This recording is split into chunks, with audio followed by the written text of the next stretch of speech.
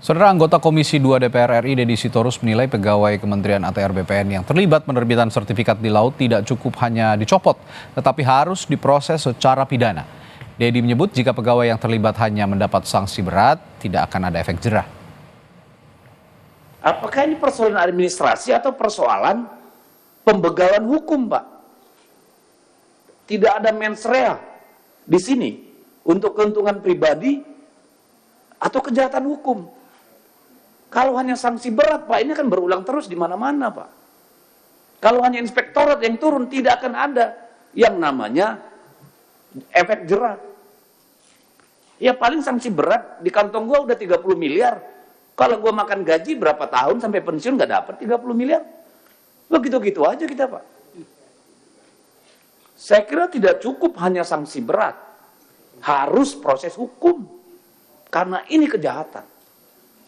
Bukan malpraktek yang hanya berkonsekuensi sanksi. Ini saya kira perlu menjadi perhatian, Pak. Ya, termasuk yang di Surabaya dan sebagainya itu, termasuk yang Bekasi tadi. Kalau nggak bisa dibatalin, Pak, itu yang menerbitkan sertifikatnya, proses hukum dulu, Pak. Sehingga bisa dibatalkan bahwa itu produk cacat hukum. Jangan nunggu fatwa dari kejaksaan, Pak. Duit mereka lebih banyak, Pak. Menteri ATR sudah mengakui bahwa ada oknum ATR yang terlibat dalam menerbitkan sertifikat di laut, tetapi bagaimana membawa kasus ini ke ranah pidana? Kami bahas bersama anggota Komisi 2 DPR RI dari fraksi Partai Golkar Ahmad Doli Kurnia dan juga ada Sekjen Konsorsium Pembaruan Agraria Dewi Kartika.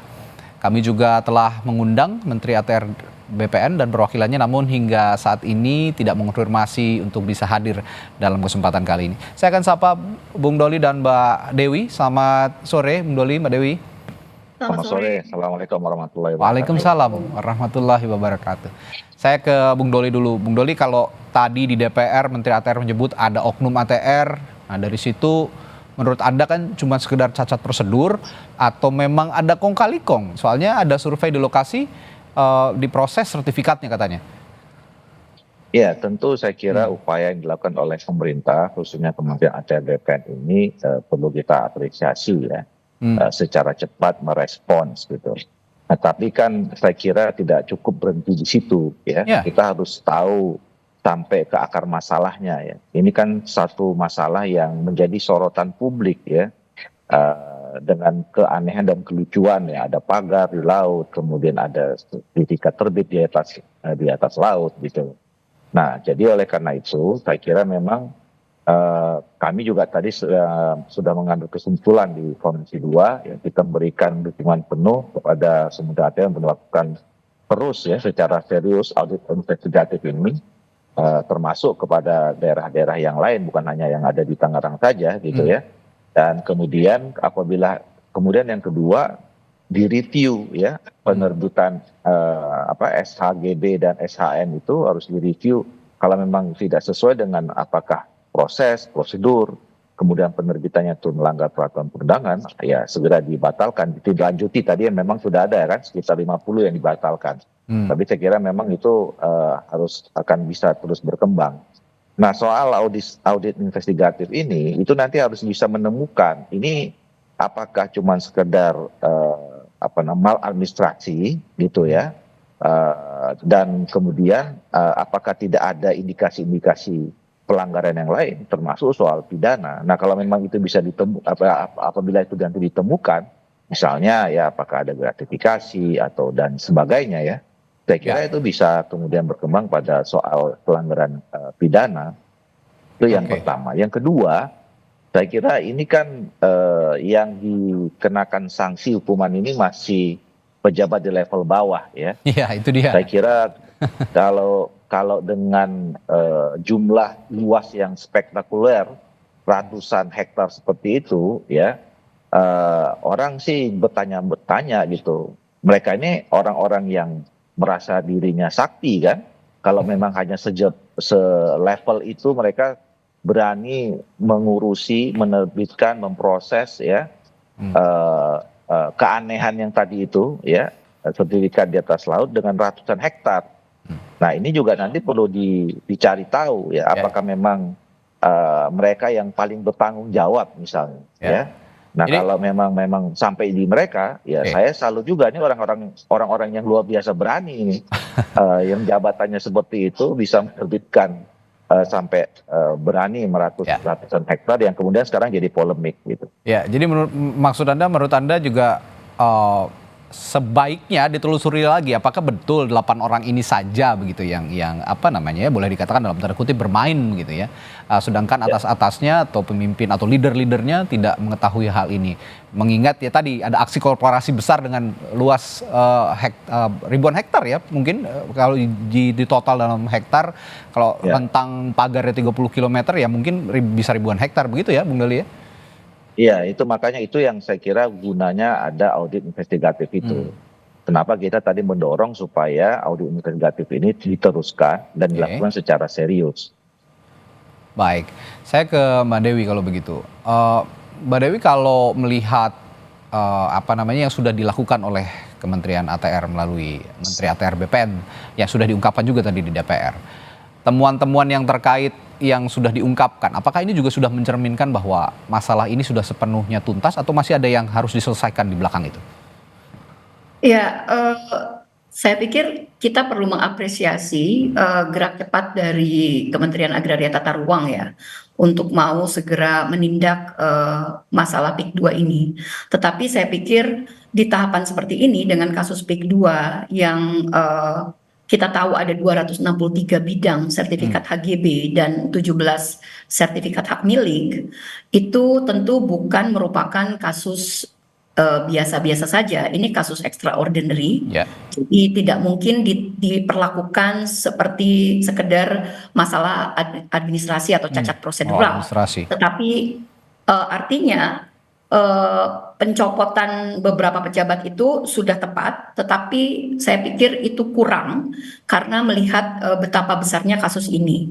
Tidak mungkin sertifikat HGB sejumlah 263 dan 17 bidang sertifikat hak milik itu tanpa ada bancakan dari berbagai tingkatan dan level. Termasuk institusi ya. Tidak mungkin misalnya sertifikat HGB tanpa ada kong kali kong dengan perubahan tata ruang, rencana detail tata ruang, tentu artinya Pemda juga ada di dalam proses itu. Kemudian juga meskipun misalnya untuk 1 hektar sampai dengan 3 hektar atau 1 hektar sampai 25 hektar tergantung apakah itu perorangan atau badan hukum, itu memang levelnya ada di kantor pertanahan tingkat kabupaten atau kota. Tetapi bukan berarti pejabat di atasnya apakah provinsi atau pusat itu tidak terlibat. Nah, artinya kalau ini sudah diproses pencopotannya, oke, itu positif, tetapi tidak berhenti di situ saja. Unsur pidananya harus mulai digelar. Cek rekeningnya, kemana aliran dananya, karena 263 bidang itu bukan main-main. Tidak mungkin selevel Kakantah, kepala kantor pertanahan, itu berani melakukan perbuatan sebesar itu tanpa ada lampu hijau dari approval ya. Jadi perlu dicek juga aliran dananya kemana saja. Artinya memang ada potensi korupsi, manipulasi, dan proses-proses kolusi di dalam proses penerbitan HGB PIK 2 termasuk sertifikat hak miliknya. Jadi unsur pidananya harus mulai dibongkar. Jadi artinya Kejaksaan Agung, kemudian KPK harus sudah mulai mengusut ini juga, termasuk BPK. Saya pikir BPK juga perlu ditempatkan tadi kalau mau ada investigatif, audit investigatif dari Komisi 2 itu sudah tepat. Tentu BPK juga perlu turun karena kalau kita ingat dari target sekian ribu hektar PIK 2 itu ada juga yang statusnya PSN. Apakah ada mobilisasi uang negara dilibatkan dalam proses misalnya penetapan PSN? Kalau kita mau melihat PIK 2 tidak hanya soal HGB di laut, termasuk HGB di darat. Artinya kalau mau membawa ke ranah pidana, para oknum-oknum ATR ini bisa dimulai dari tadi ya, melakukan audit investigasi, melibatkan KPK, Kejaksaan, BPK.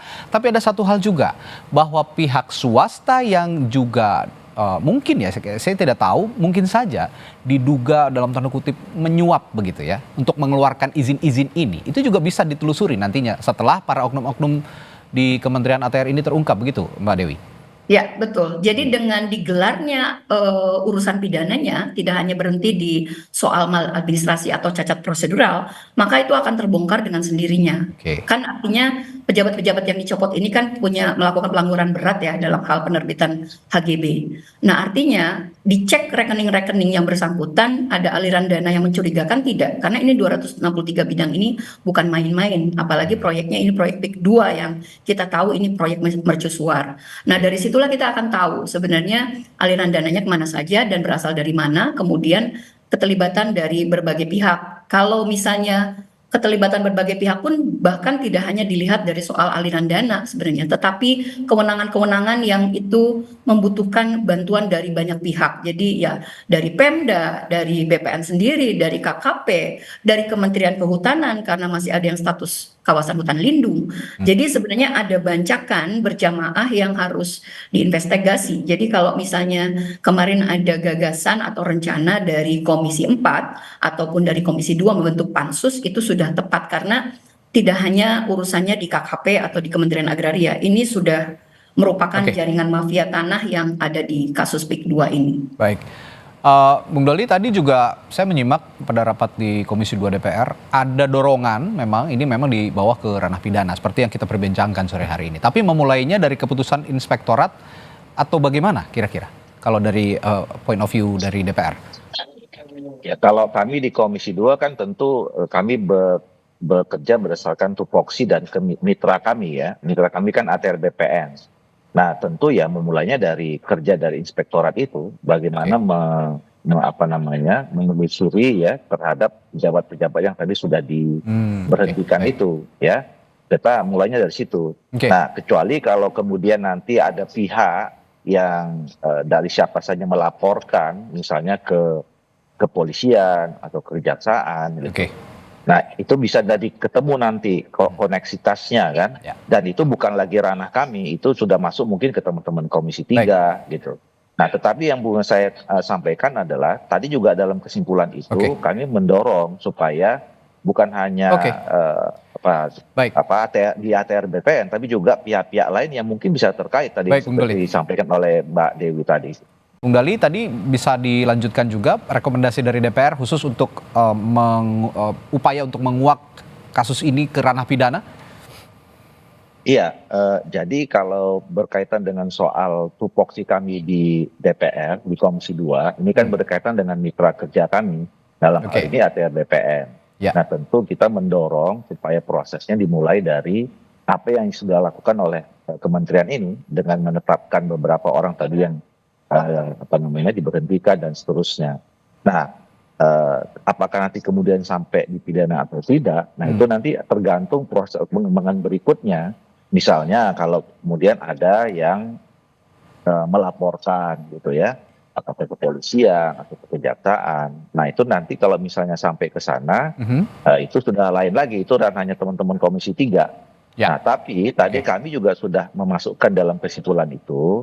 Kami juga menghimbau ada koordinasi ya antara Kementerian ATR BPN dengan instansi-instansi lain. Tadi seperti yang disampaikan Ibu Dewi, kan mungkin mereka dalam menerbitkan sertifikat ini kan tidak mungkin sendiri kan.